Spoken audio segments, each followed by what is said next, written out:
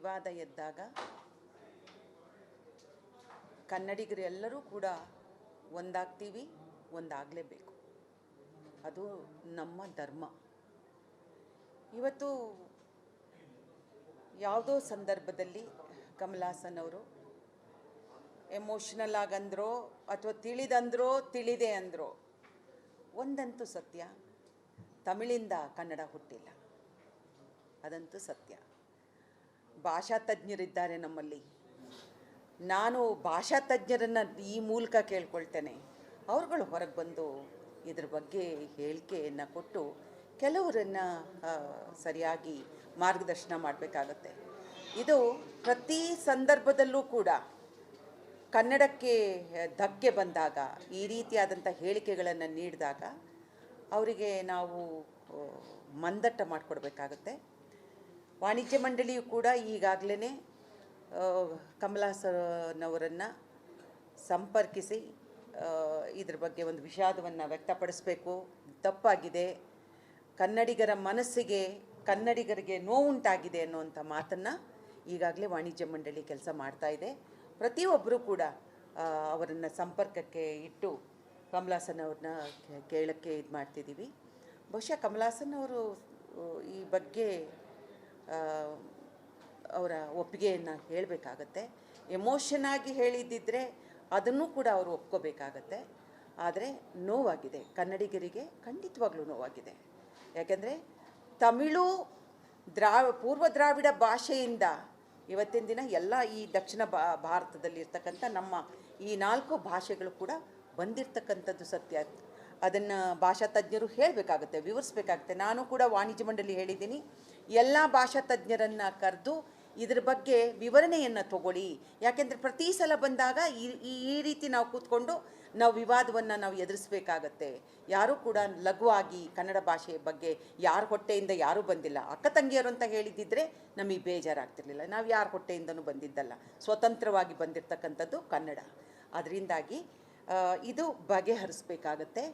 ಬಗೆಹರಿಯೋ ನಿಟ್ಟಿನಲ್ಲಿ ವಾಣಿಜ್ಯ ಮಂಡಳಿ ಭಾಳ ಒಂದು ದಿನದ ಸಮಯವನ್ನು ತಗೊಂಡಿದೆ, ಜವಾಬ್ದಾರಿಯನ್ನು ಹೆಗಲ ಮೇಲೆ ಹಾಕ್ಕೊಂಡಿದೆ.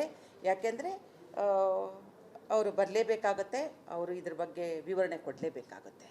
ವಿವರಣೆ ಕೊಡಲಿಲ್ಲ ಅಂದರೆ ತಪ್ಪಾಗುತ್ತೆ.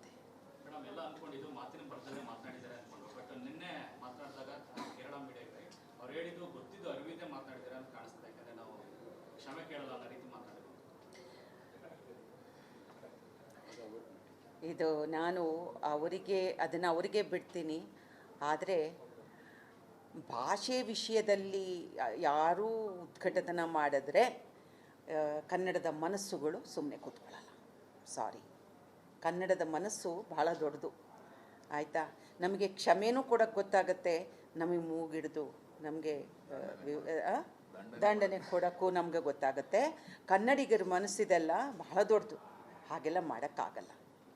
ನಮಗಿಂತ ದೊಡ್ಡದು ನೋಡ್ರಿ, ನಾವು ಕಲಾವಿದರು ಎಷ್ಟೇ ದೊಡ್ಡವರಾಗಿರ್ಬೋದು, ಒಂದು ಭಾಷೆ, ಆ ಪ್ರಾಂತ್ಯ, ಅಲ್ಲಿರ್ತಕ್ಕಂಥ ಭಾವನೆ, ಅದಕ್ಕಿಂತ ದೊಡ್ಡವ್ರು ನಾವಲ್ಲ. ಅದರಿಂದ ಅದು ಅವರೇ ಹೇಳಿಸ್ತಾರೆ ಬಿಡಿ. ವಿವಾದ ಎದ್ದಾಗ ಕನ್ನಡಿಗರೆಲ್ಲರೂ ಕೂಡ ಒಂದಾಗ್ತೀವಿ, ಒಂದಾಗಲೇಬೇಕು. ಅದು ನಮ್ಮ ಧರ್ಮ. ಇವತ್ತು ಯಾವುದೋ ಸಂದರ್ಭದಲ್ಲಿ ಕಮಲ್ ಹಾಸನ್ ಅವರು ಎಮೋಷ್ನಲ್ ಆಗಂದ್ರೋ ಅಥವಾ ತಿಳಿದಂದ್ರೋ ತಿಳಿದೆ ಅಂದ್ರೋ, ಒಂದಂತೂ ಸತ್ಯ, ತಮಿಳಿಂದ ಕನ್ನಡ ಹುಟ್ಟಿಲ್ಲ. ಅದಂತೂ ಸತ್ಯ. ಭಾಷಾ ತಜ್ಞರಿದ್ದಾರೆ ನಮ್ಮಲ್ಲಿ. ನಾನು ಭಾಷಾ ತಜ್ಞರನ್ನು ಈ ಮೂಲಕ ಕೇಳ್ಕೊಳ್ತೇನೆ, ಅವ್ರುಗಳು ಹೊರಗೆ ಬಂದು ಇದ್ರ ಬಗ್ಗೆ ಹೇಳಿಕೆಯನ್ನು ಕೊಟ್ಟು ಕೆಲವರನ್ನು ಸರಿಯಾಗಿ ಮಾರ್ಗದರ್ಶನ ಮಾಡಬೇಕಾಗತ್ತೆ. ಇದು ಪ್ರತಿ ಸಂದರ್ಭದಲ್ಲೂ ಕೂಡ ಕನ್ನಡಕ್ಕೆ ಧಕ್ಕೆ ಬಂದಾಗ, ಈ ರೀತಿಯಾದಂಥ ಹೇಳಿಕೆಗಳನ್ನು ನೀಡಿದಾಗ ಅವರಿಗೆ ನಾವು ಮಂದಟ್ಟ ಮಾಡಿಕೊಡ್ಬೇಕಾಗತ್ತೆ. ವಾಣಿಜ್ಯ ಮಂಡಳಿಯು ಕೂಡ ಈಗಾಗಲೇ ಕಮಲ್ ಹಾಸನ್ ಅವರನ್ನು ಸಂಪರ್ಕಿಸಿ ಇದ್ರ ಬಗ್ಗೆ ಒಂದು ವಿಷಾದವನ್ನು ವ್ಯಕ್ತಪಡಿಸಬೇಕು. ತಪ್ಪಾಗಿದೆ, ಕನ್ನಡಿಗರ ಮನಸ್ಸಿಗೆ, ಕನ್ನಡಿಗರಿಗೆ ನೋವುಂಟಾಗಿದೆ ಅನ್ನುವಂಥ ಮಾತನ್ನು ಈಗಾಗಲೇ ವಾಣಿಜ್ಯ ಮಂಡಳಿ ಕೆಲಸ ಮಾಡ್ತಾಯಿದೆ. ಪ್ರತಿಯೊಬ್ಬರೂ ಕೂಡ ಅವರನ್ನು ಸಂಪರ್ಕಕ್ಕೆ ಇಟ್ಟು ಕಮಲಾಸನ್ ಅವ್ರನ್ನ ಕೇಳೋಕ್ಕೆ ಇದು ಮಾಡ್ತಿದ್ದೀವಿ.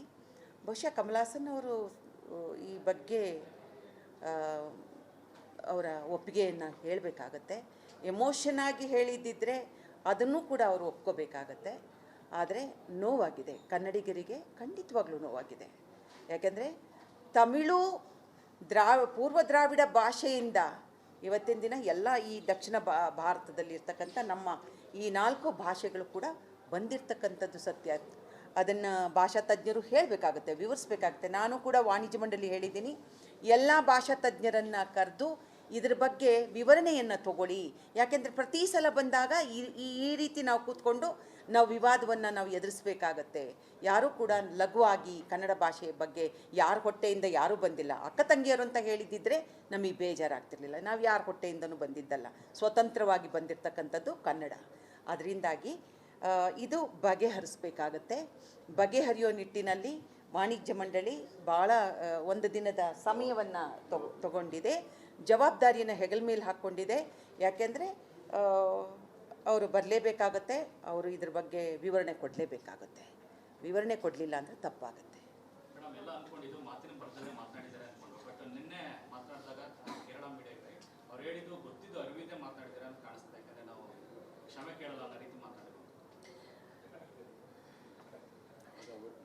ಇದು ನಾನು ಅವರಿಗೆ ಬಿಡ್ತೀನಿ. ಆದರೆ ಭಾಷೆ ವಿಷಯದಲ್ಲಿ ಯಾರೂ ಉದ್ಘಾಟನೆ ಮಾಡಿದ್ರೆ ಕನ್ನಡದ ಮನಸ್ಸುಗಳು ಸುಮ್ಮನೆ ಕೂತ್ಕೊಳ್ಳಲ್ಲ. ಸಾರಿ, ಕನ್ನಡದ ಮನಸ್ಸು ಬಹಳ ದೊಡ್ಡದು, ಆಯಿತಾ. ನಮಗೆ ಕ್ಷಮೆನೂ ಕೊಡೋಕ್ಕೆ ಗೊತ್ತಾಗುತ್ತೆ, ನಮಗೆ ಮೂಗಿಡ್ದು ನಮಗೆ ದಂಡನೆ ಕೊಡೋಕ್ಕೂ ನಮಗೆ ಗೊತ್ತಾಗುತ್ತೆ. ಕನ್ನಡಿಗರ ಮನಸ್ಸಿದೆಲ್ಲ ಬಹಳ ದೊಡ್ಡದು, ಹಾಗೆಲ್ಲ ಮಾಡೋಕ್ಕಾಗಲ್ಲ. ನಮಗಿಂತ ದೊಡ್ಡದು ನೋಡ್ರಿ, ನಾವು ಕಲಾವಿದರು ಎಷ್ಟೇ ದೊಡ್ಡವರಾಗಿರ್ಬೋದು, ಒಂದು ಭಾಷೆ, ಆ ಪ್ರಾಂತ್ಯ, ಅಲ್ಲಿರ್ತಕ್ಕಂಥ ಭಾವನೆ, ಅದಕ್ಕಿಂತ ದೊಡ್ಡವ್ರು ನಾವಲ್ಲ. ಅದರಿಂದ ಅದು ಅವರೇ ಹೇಳಿಸ್ತಾರೆ ಬಿಡಿ. ವಿವಾದ ಎದ್ದಾಗ ಕನ್ನಡಿಗರು ಎಲ್ಲರೂ ಕೂಡ ಒಂದಾಗ್ತೀವಿ, ಒಂದಾಗಲೇಬೇಕು. ಅದು ನಮ್ಮ ಧರ್ಮ. ಇವತ್ತು ಯಾವುದೋ ಸಂದರ್ಭದಲ್ಲಿ ಕಮಲಾಸನ್ ಅವರು ಎಮೋಷ್ನಲ್ ಆಗಂದ್ರೋ ಅಥವಾ ತಿಳಿದಂದ್ರೋ ತಿಳಿದೆ ಅಂದ್ರೋ, ಒಂದಂತೂ ಸತ್ಯ, ತಮಿಳಿಂದ ಕನ್ನಡ ಹುಟ್ಟಿಲ್ಲ, ಅದಂತೂ ಸತ್ಯ. ಭಾಷಾ ತಜ್ಞರಿದ್ದಾರೆ ನಮ್ಮಲ್ಲಿ. ನಾನು ಭಾಷಾ ತಜ್ಞರನ್ನು ಈ ಮೂಲಕ ಕೇಳ್ಕೊಳ್ತೇನೆ, ಅವ್ರುಗಳು ಹೊರಗೆ ಬಂದು ಇದ್ರ ಬಗ್ಗೆ ಹೇಳಿಕೆಯನ್ನು ಕೊಟ್ಟು ಕೆಲವರನ್ನು ಸರಿಯಾಗಿ ಮಾರ್ಗದರ್ಶನ ಮಾಡಬೇಕಾಗತ್ತೆ. ಇದು ಪ್ರತಿ ಸಂದರ್ಭದಲ್ಲೂ ಕೂಡ ಕನ್ನಡಕ್ಕೆ ಧಕ್ಕೆ ಬಂದಾಗ, ಈ ರೀತಿಯಾದಂಥ ಹೇಳಿಕೆಗಳನ್ನು ನೀಡಿದಾಗ ಅವರಿಗೆ ನಾವು ಮಂದಟ್ಟ ಮಾಡಿಕೊಡ್ಬೇಕಾಗತ್ತೆ. ವಾಣಿಜ್ಯ ಮಂಡಳಿಯು ಕೂಡ ಈಗಾಗಲೇ ಕಮಲಾಸನವರನ್ನು ಸಂಪರ್ಕಿಸಿ ಇದ್ರ ಬಗ್ಗೆ ಒಂದು ವಿಷಾದವನ್ನು ವ್ಯಕ್ತಪಡಿಸಬೇಕು. ತಪ್ಪಾಗಿದೆ, ಕನ್ನಡಿಗರ ಮನಸ್ಸಿಗೆ, ಕನ್ನಡಿಗರಿಗೆ ನೋವುಂಟಾಗಿದೆ ಅನ್ನುವಂಥ ಮಾತನ್ನು ಈಗಾಗಲೇ ವಾಣಿಜ್ಯ ಮಂಡಳಿ ಕೆಲಸ ಮಾಡ್ತಾಯಿದೆ. ಪ್ರತಿಯೊಬ್ಬರೂ ಕೂಡ ಅವರನ್ನು ಸಂಪರ್ಕಕ್ಕೆ ಇಟ್ಟು ಕಮಲಾಸನ್ ಅವ್ರನ್ನ ಕೇಳೋಕ್ಕೆ ಇದು ಮಾಡ್ತಿದ್ದೀವಿ. ಬಹುಶಃ ಕಮಲಾಸನ್ ಅವರು ಈ ಬಗ್ಗೆ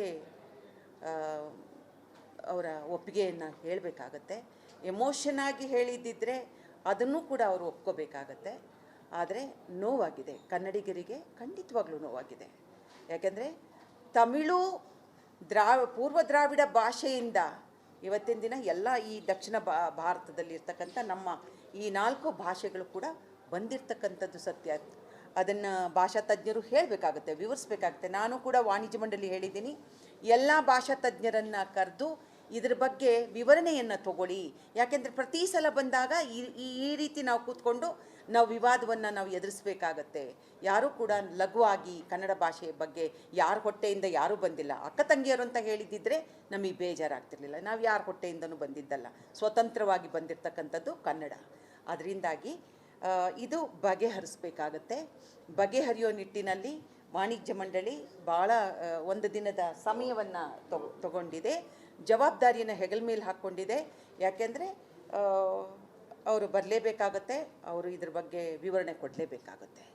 ವಿವರಣೆ ಕೊಡಲಿಲ್ಲ ಅಂದರೆ ತಪ್ಪಾಗುತ್ತೆ.